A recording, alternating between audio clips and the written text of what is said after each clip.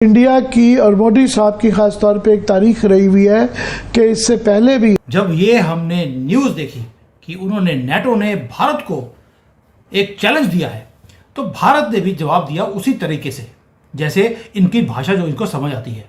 देखिए, तुमसे कुछ हो नहीं पाएगा। तुम्हारे ना तो थ्रेट्स को कोई सीरियसली लेता है, बाकी तुमने एड़ी चोटी की सारी जोर लगा चुकी है। तुम जो सैंक्शन लगा सकते थे तुम लगा दिए, तुमसे कुछ ना हो पाएगा। इस प्रकार के तुम धमकियां ना दो। आयरन क्लैड ब्रदर से क्यों ना लें वो भी इंडिया और रशिया का भी आयरन क्लैड ब्रदर्स वाला मामला है। यानी कि जो एक दबाव बनाने की कोशिश पहले अमेरिका और उसके बाद उनका साथ देते हुए यूरोप कर रहा है नेटो के जरिए, वो भारत पर लागू नहीं होगा। हमने नेटो को भी धमकी दी है उसी भाषा में जो इन्होंने हमारे साथ यूज करी। डोनाल्ड ट्रंप ने कहा कि जी 50 दिन के अंदर रूस जो है वो जंगबंदी करे वरना 100% टैरिफ लगाया जाएगा। रूस ने कहा कि भाई डोनाल्ड ट्रंप की ये धमकी जूते की नोक पर है। अब हुआ ये है कि जो रशिया उसने भारत को 1 मिलियन जॉब्स की ऑफर कर दी है, रिपोर्टेडली ये कहा जा रहा है। भारत की नजर सिर्फ अपने नेशनल इंटरेस्ट पर है। भारत सिर्फ अपनी ऊर्जा सुरक्षा पर ध्यान दे रहा है और इसी कारण रूस से सस्ता तेल खरीदकर पूरी दुनिया को भी संकट से बचा रहा है। कि Russia rejects Trump's demand for a Ukraine war cease fire in 50 days as unacceptable. Russia ने कहा है कि यह नाकाबिले कबूल है। और आज रूस भारत का सबसे बड़ा ऑयल सप्लायर भी है। हेलो फ्रेंड्स, जय हिंद। हिंदुस्तान स्पेशल में आपका स्वागत है दोस्तों। एक और अमेरिकी राष्ट्रपति डोनाल्ड ट्रंप दुनिया के तमाम देशों पर अपना टैरिफ बम फोड़ते जा रहे हैं, लेकिन इस टैरिफ का भी भारत पर कोई असर नहीं हो रहा। तो वहीं दूसरी ओर रूस यूक्रेन में लंबे समय से जारी युद्ध रोकने के लिए भी ट्रंप ने टैरिफ को हथियार बनाया है। सोमवार को उन्होंने रूसी राष्ट्रपति व्लादिमीर पुतिन को 50 दिन में यूक्रेन से युद्ध रोकने का या फिर तगड़ा टैरिफ झेलने की धमकी दी। वहीं अब नाटो की ओर से रूस के साथ व्यापार करने वाले देशों को चेतावनी दी गई है कि अगर वह उससे ट्रेड जारी रखते हैं तो फिर 100% टैरिफ का सामना करना पड़ सकता है। ऐसे में फिर एक बार ट्रेड वार की आशंका गहराने लगी है, क्योंकि इसका सीधा असर चीन, ब्राजील और भारत जैसे देशों पर पड़ सकता है। दरअसल नाटो प्रमुख ने भारत, चीन, ब्राजील का नाम लेते हुए कहा है कि वह पुतिन को फोन कर युद्ध रुकवाएं, लेकिन भारत भी अपने स्टांस पर डट गया है। पहले भारत ट्रंप की धमकी पर भी नहीं झुका और अब नाटो की धमकी पर भी नहीं झुकेगा। आपको मालूम है कि नेटो ने भारत को धमकी दी है कि अगर आपने तेल खरीदना बंद नहीं किया रशिया से तो हम आपके ऊपर 100% का टैरिफ लगा देंगे। बहुत बढ़िया बात है। अब भारत ने क्या किया?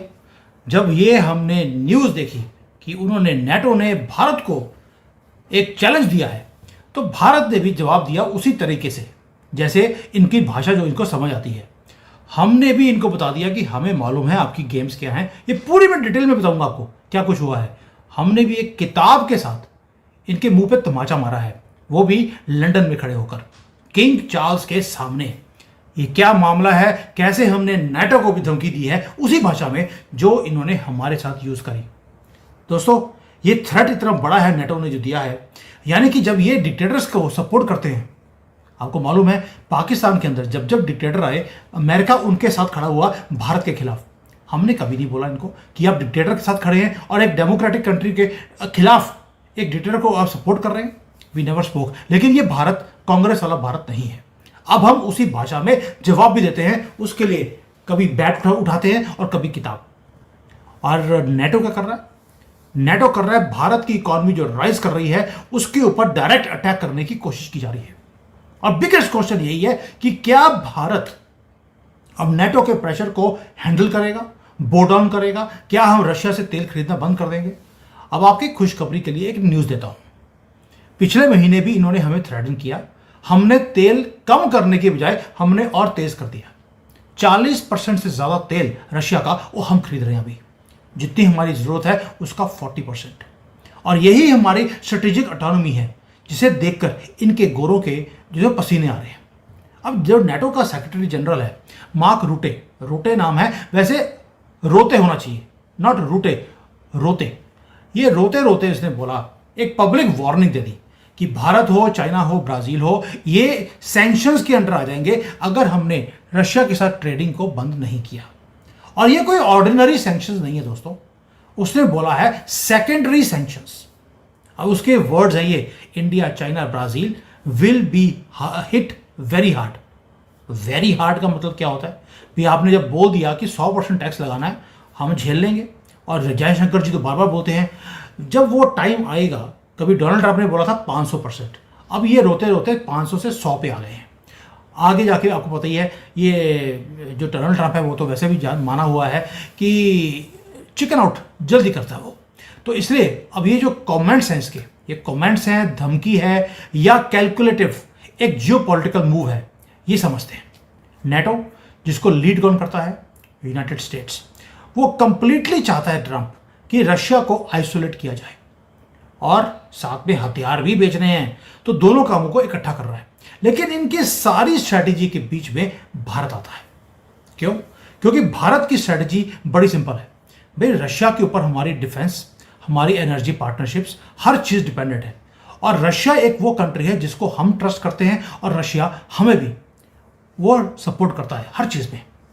इसलिए रशिया को टारगेट करते करते वो टारगेट हमें कर रहे हैं कि अगर भारत मान जाएगा तो रशिया भी मान जाएगा। क्यों? रशिया, नेटो ने क्या बोला हमें, भारत को, कि आप पुतिन के ऊपर प्रेशर डालिए कि वो युद्ध को रोक दे। भाई पुतिन ने कुछ शर्तें रखी हैं आपके सामने, आप मान लो, लेकिन नेटो है कि मानने को तैयार नहीं है। वो चाहते हैं कि पुतिन हार मानकर वो युद्ध से पीछे हट जाए।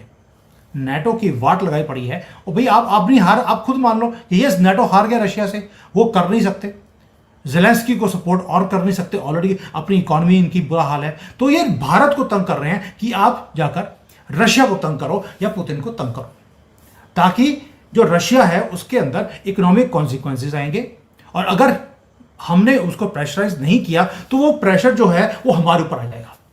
लेकिन इस सारे के पीछे रियल रीजन क्या है? ऐसा तो हो नहीं सकता कि भी पुतिन को जो है सिर्फ हमने बोलना है कि तू युद्ध रोक दे। रीजन है तेल, ऑयल। रशिया की जो इकोनॉमी है वो तेल के कारण चल रही है। और दूसरा प्रॉब्लम ये है कि रशिया तेल बेच रहा है या तो इंडियन रुपी में, रूबल में या युआन में। डॉलर से बाहर निकलकर दुनिया का इतना बड़ा चंक ऑफ तेल वो बिना डॉलर के जा रहा है। सबसे बड़ी दिक्कत ये है, डी डॉलराइजेशन और भी ज्यादा वो स्ट्रांग हो गया। और रशिया का तेल का जो सबसे दो बड़े बायर्स हैं वो है भारत और चाइना। भारत ऑलरेडी 40% से ज्यादा जो हमारे तेल की रिक्वायरमेंट है हर रोज की, वो हम खरीद रहे हैं। इसका फायदा क्या है? फायदा ये है कि हमारे यहाँ पर इन्फ्लेशन कम है, जो हमारी इंडस्ट्रीज है उसको तेल मिल रहा है, जबकि दुनिया भर में तेल की कमी है कई जगह पर। और जो हमारी इकोनॉमी है वो रन करती जा रही है और फास्टेस्ट ग्रोइंग इकोनॉमी भी है। लेकिन जब वेस्ट ने सैंक्शंस लगाए थे रशिया के ऊपर, उनको लग रहा था कि भाई रशिया वीक हो जाएगा और वीक होने से रशिया के टुकड़े हो जाएंगे। लेकिन भारत और चाइना दोनों स्टेप इन किए और हमने रशिया की इकोनॉमी को हमने सपोर्ट करना शुरू कर दिया। उससे क्या हो गया? नेटो जो चाहता था कि रशिया ब्रेकअप हो यूएसएसआर की तरह, वो नहीं हुआ।